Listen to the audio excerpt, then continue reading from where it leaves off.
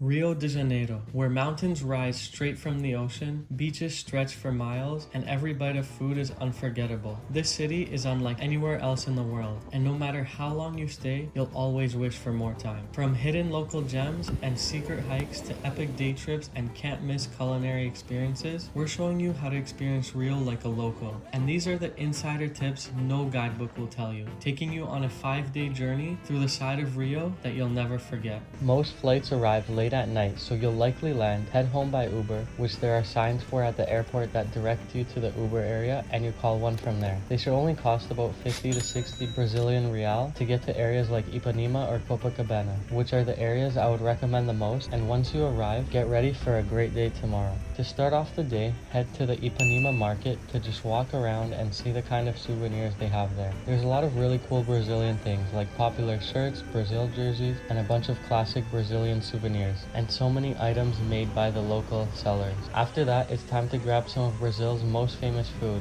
which is açaí. There are places all around, but my favorite spot in that area is Sutos. We got açaí a few times from here, and each time it was amazing. I'll link my map pins below for all my favorite food spots in Rio, and also a bunch of hidden gems and attractions too. After that, grab some city bikes, which is done through the app called Bikeitao, and they have them all over the city. This was my favorite way to get around Rio because it's such a bikeable city, and the views of this city are incredible, so seeing them from a bike are a must. For a cool bike route, I'd suggest starting by going around to Copacabana Beach and biking towards Ipanema and admiring the views all the way across because the beach area is the most beautiful part of the city. After that, if there's a game, then I'd suggest going to the historic Maracana Stadium to catch one. Soccer is the most popular sport in Brazil, and watching games with local Brazilian fans is a fun experience. Once the game ends, there's a mall nearby called Tijuca Mall, which has so many stores and some food as well. So grab some dinner and head back home to rest up for an early morning tomorrow. Early morning wake up call today because we're going to go to one of the most beautiful viewpoints in Rio, which is the Dois Irmãos hike. You have to go through the Vidigal favela to get to this hike. I recommend booking a tour for this yourself, or at least when you get to the entrance, you can ask one of the people there on bikes to take you up to the start of the hike, and you can start it from there. The hike itself is not too long, but the views at the top are stunning. Rio is a city with one of the most stunning landscapes, and the views at the top here are spectacular. After that, hike down and head to a really good breakfast spot in Ipanema called Emporio Jardim. The breakfast here is really good, and I highly recommend trying the pão de queijo from here. It's one of the best in Rio. After that, grab some bikes and make your way across the two famous beaches of Ipanema and Copacabana to get to Urca. This is a nice and low-key beach that's just more chill than Ipanema or Copacabana. After that, head up to Sugarloaf Mountain before sunset. Just keep in mind you'll have to buy tickets early or get in line pretty early because the line just before sunset is like 2 hours long. But after that, make your way to the top and look out onto the stunning views from the other side of the city as you watch the sun set behind the Christ the Redeemer statue.